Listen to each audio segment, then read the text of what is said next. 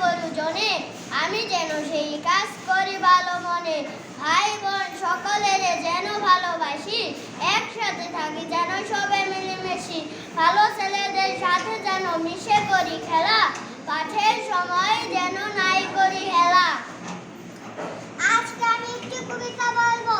কবিতার নাম